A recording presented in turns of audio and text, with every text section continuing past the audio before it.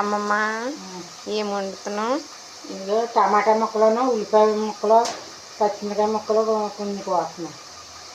చిన్న ఉల్లిపాయ కూర్చోనమ్మా. ఉల్లిపాయ కోరేసాం. మా మనవరాలు కోరేసింది ఉల్లిపాయ. మా మనవరాలు ఉల్లిపాయ కోరింది. ఇక పచ్చిమిరకాయ టమాటా వేసి వేస్తున్నాం. ముందు చెంచా కారం వేసాను. ఇదిగో చెంచా కారం ఎక్కువ అయిపోతాం. 3 చెంచాలు కారం వేసాను. ఇంకా చాలా ఉప్పు నూనె కారం వేసి వేపి చికెన్ మసాలా వేసి వేస్తారు. చేపలు వచ్చింది చల్లగా. చేప దాంట్లో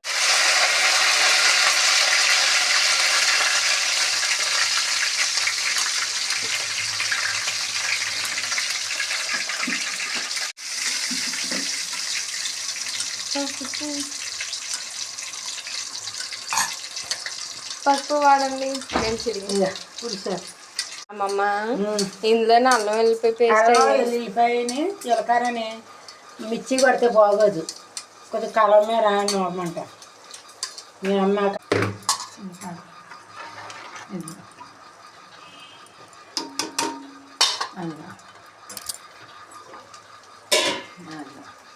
కొంచెం మరిగాక కొంచెం ఆవకాయ నూనె వేస్తే బాగుంది. ఇందాక మా అమ్మమ్మ గారు కలవరాయిలోని ఇలాంటివి నూరితే బాగుంటాయి అని అన్నారు కదా. ఇదిగోండి మా అమ్మ నూరడం స్టార్ట్ చేస్తున్నారు. నేను ఏం చేస్తున్నాను నన్ను అడగండి, నేనే వీడియో తీస్తున్నాను.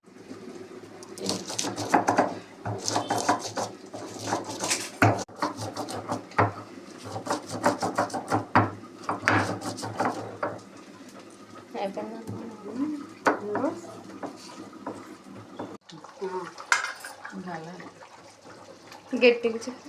అల్లంలో ఎల్లిపాయని జీలకర్ర ధనియాలు ఇంకా బెల్లం మొక్క నీసుకొని రాకుండా చిన్న బెల్లం మొక్క నీసుకొని రాకుండా. ఇదిగో ఆవకాయ పచ్చట్లో నూనె.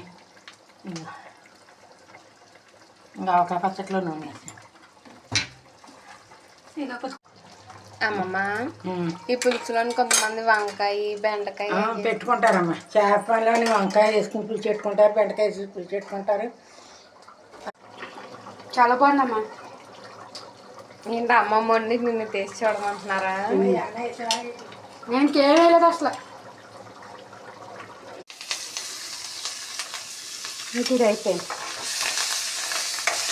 4 శనక్కాయ అయిపోయింది.